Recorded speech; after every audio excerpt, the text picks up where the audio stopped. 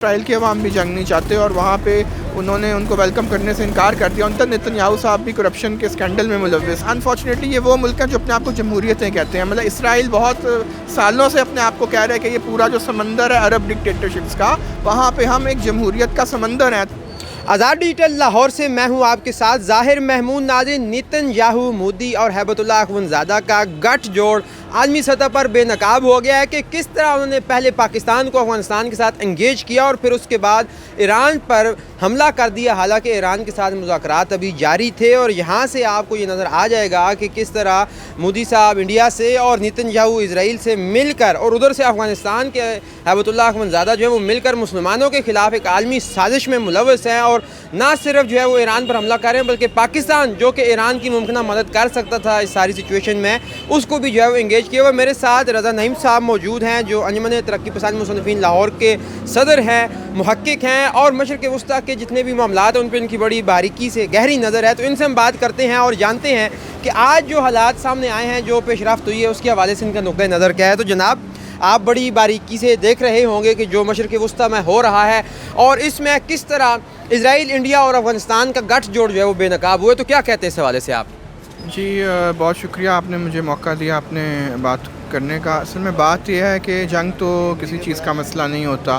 اور پاکستان جس خطے میں ہے اور ایران جس خطے میں ہے, مطلب آپ دیکھیں یہ سب جو ہے سراؤنڈڈ ہے نا. مطلب یہاں پہ ہر چاروں طرف جو ہے وہ امریکی فوجیں جو ہیں, امریکہ کے الائز, اس میں انڈیا بھی شامل ہے اور اس میں افغانستان بھی اب شامل ہو گیا ہے. تو یہ تو پہلے سوچنے کی باتیں تھیں کہ یہ مطلب جنگ کا تو کوئی جنگ تو ظاہری بات ہے. پاکستان بھی کے پاس بھی نیوکلیئر ویپنز ہیں, ایران کے پاس بھی بہت انرچمنٹ ہے اور انہوں نے اب تک بہت ریسٹرینٹ سے کام لیا ہے. وہ چاہے تو وہ کچھ بھی کر سکتے ہیں اور یہ بالکل, یہ میرا خیال ہے یہ پیش خیمہ یہ میرے خیال میں یہیں باندھا گیا تھا تل اویو میں. جو آپ جس ایونٹ کا آپ ریفرنس کر رہے ہیں کہ مودی صاحب جو ہیں وہ اسرائیل گئے, ان کی پارلیمنٹ کنیسٹ میں انہوں نے خطاب کیا اور ظاہری بات ہے وہاں کے عوام تو ایون اسرائیل کے عوام بھی جنگ نہیں چاہتے اور وہاں پہ انہوں نے ان کو ویلکم کرنے سے انکار کر دیا. ان کی پارلیمنٹ کے اندر جو سوشلسٹ پارٹی ہیں انہوں نے کہا کہ ہم اپنے جو جنگجو ہمارا وزیر اعظم ہے اس کو بھی ہم ایکسیپٹ نہیں کرتے. اور آپ کو پتہ نتنیاہو صاحب بھی کرپشن کے اسکینڈل میں ملوث ہیں اور بڑے وہ کوشش کر رہے ہیں کہ ان کو مطلب نہ جو ہے, اگر وہ ملوث نہ ہوتے تو کیوں ٹرمپ کہتا اسرائیل کے صدر سے کہ جی ان کو معاف کر دیا جائے, اور کیونکہ ان کا الائے ہے. اور کل کو اگر انڈیا میں بھی کوئی ایسی صورتحال ہوتی ہے تو وہاں بھی مطلب, اور یہ انفارچونیٹلی یہ وہ ملک ہیں جو اپنے آپ کو جمہوریتیں کہتے ہیں. مطلب اسرائیل بہت سالوں سے اپنے آپ کو کہہ رہا ہے کہ یہ پورا جو سمندر ہے عرب ڈکٹیٹرشپس کا, وہاں پہ ہم ایک جمہوریت کا سمندر ہیں. تو یہ اگر اسرائیل جمہوریت ہے تو پھر وہ کیوں فلسطینیوں کا حق ان کو کیوں نہیں دیتا, اور اگر وہ جمہوریت ہے تو پھر وہ کیوں اس طرح کے مطلب کیا وہ افورڈ کر سکتا ہے کہ ایک طرف غزہ پہ جنگ وہ منافذ کر رہے ہیں, مطلب وہاں کے بچے جو ہیں وہ سڑکوں پر آ گئے, اور دوسری طرف وہ اس خطے کے سب سے بڑے جنگجو انڈیا کے ساتھ گٹھ جوڑ کر رہے ہیں. اور انڈیا کا تو ہم کیا ہی کہیں, وہ بہت عرصے سے اپنے آپ کو کہہ رہے ہیں کہ ہم تو امریکہ کی جمہوریت سے بھی بڑی جمہوریت ہے. تو یہ ایک بہت ہی ایک ناپاک اور عجیب طریقہ ہم دیکھ رہے ہیں شکل یہ جمہوریت کی, کہ ایک تو کشمیریوں پہ مطلب یہ کوئی کوئنسیڈنس نہیں ہے, یہ بالکل بھی کوئنسیڈنس نہیں ہے. اس کی پلاننگ بہت عرصہ پہلے ہو رہی تھی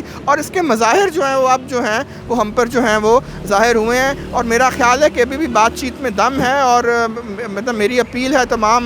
ان تمام لوگوں سے جو جمہوریت بڑے جمہوریت کے علمبردار بنتے ہیں کہ تھوڑا سا وہ مطلب ہوش کے ناخن لیں, کیونکہ یہ نہ ہو کہ تھرڈ ورلڈ وار کی پریڈکشن ہم بڑے عرصے سے سن رہے ہیں. ہم نہیں چاہتے کہ ہماری زندگی میں کوئی تھرڈ ورلڈ وار ہو, کیونکہ ایران جو ہے وہ نہ لیبیا ہے, نہ وہ جو ہے وہ مطلب نارتھ کوریا ہے. وہ ناکوں چنے چبوا دیں گے. پچھلے سال بھی جون میں آپ کو یاد ہے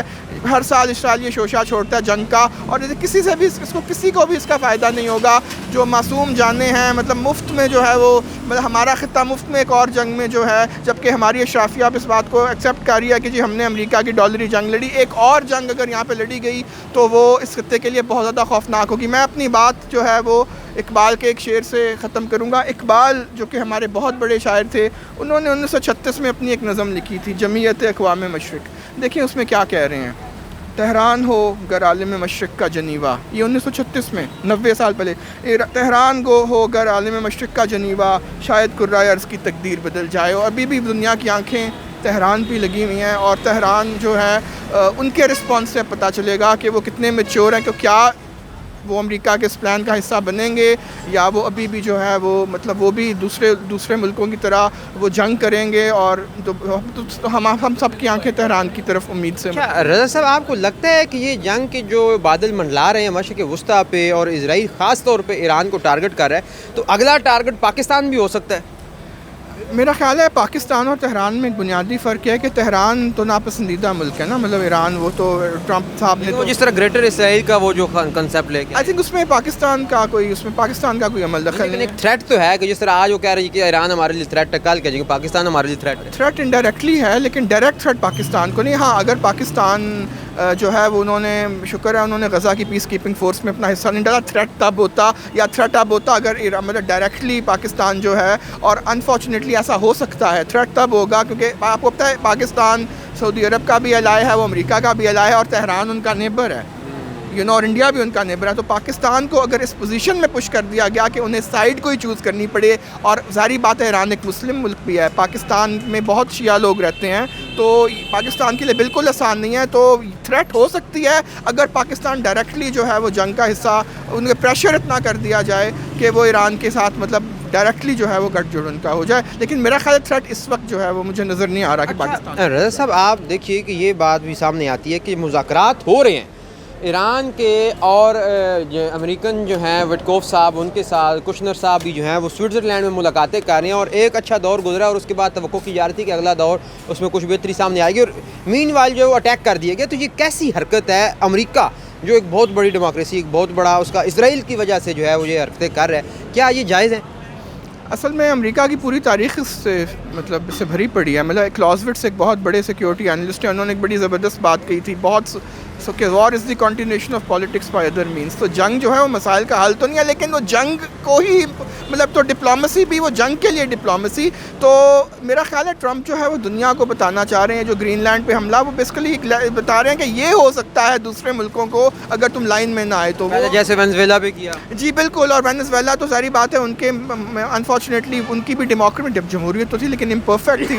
اس لیے ان کو ان کے ساتھ جو ہوا سو ہوا، لیکن ایران وینزویلا نہیں ہے۔ آپ جو بھی مرضی ان کے نظام کو کہہ لیں، وہاں پہ ایک پاپولر ول موجود ہے، وہاں ٹھیک ہے وہاں کے لوگ اپنے حکمرانوں سے خوش نہیں ہیں، پورے خطے کو جو ہے وہ آگ میں جھونک دیا ہے۔ جی بالکل، تو یہ آگ کل کو واشنگٹن بھی پہنچ سکتی ہے اور پہنچے گی، کیونکہ آپ کو پتہ ہے جنگ جب بھی امریکہ نے پوری دنیا میں، ویتنام کی جنگ کو ابھی کوئی زیادہ عرصہ نہیں گزرا، آپ کو پتہ ہے وہاں کتنی بڑی جنگ تھی، اور وہ ننگے پیر ویتنامیوں نے، اور ادھر بھی جو ہے وہ جنگ واشنگٹن پہنچ گئی، کیونکہ وہاں کے لوگ وہاں پہ جو ہے سولجرز نے وائٹ ہاؤس کے سامنے اپنے میڈل اتار کے پھینکنا شروع کر دیے کہ ہمیں یہ نہیں چاہیے یہ جنگ، کیونکہ ہمارے لاشیں باڈی بیگز میں آ رہی ہیں۔ تو یہ جنگ بڑے آسانی سے یہ امریکہ اور اس کے حلیفوں کو بھی اپنی جو ہے یہ لے سکتی ہے۔ تو اس لیے میرا دوبارہ میں اپیل کروں گا کہ ہم جو ہماری مطلب ان تمام ملکوں میں جو ایک سین اینٹی وار لابی ہے، اور اینٹی وار لابی موجود ہے ان تمام ملکوں میں بشمول اسرائیل، بشمول اور لیفٹ کی بڑی پریزنس موجود ہے، اور کسی اسرائیل کو دیکھ لیں، انڈیا کو دیکھ لیں، پاکستان کو، امریکہ میں بہت بڑی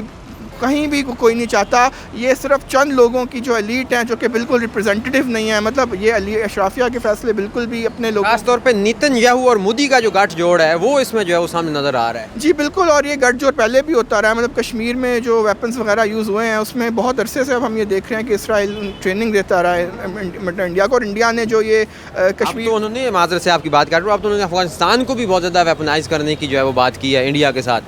جی بالکل، اور افسوس سے کہنا پڑ رہا ہے کہ افغانستان نے بھی میرے خیال میں اپنی پچھلی تاریخ سے کچھ بھی نہیں سیکھا ہے، اور ہمیشہ ان کو سپرنگ بورڈ کے طور پہ استعمال کیا جاتا رہا ہے پاورز کے آپس کے مسائل کو حل کرنے کے لیے۔ تو یہ کب تک سلسلہ چلتا رہے گا؟ میرا خیال ہے افغانستان کو بھی اس خطے کے دوسرے ملکوں کی طرح ایک ملک تسلیم ہمیں انہیں کرنا چاہیے، اور ان کے بھی جینوئن کنسرنز ہیں ان کو ایڈریس کرنا چاہیے، لیکن اس ملک میں اپنے خطے میں ہم جب تک امریکہ کو، میرے خیال میں سب ملکوں کو براہ راست ایک دوسرے سے بات کرنی چاہیے، جو پراکسی وار ہے یہ ختم ہو جانی چاہیے۔ امریکہ کون ہوتا ہے ہمیں ڈکٹیٹ کرنے والا کہ ہمارے آپس کے لوگوں کے مسائل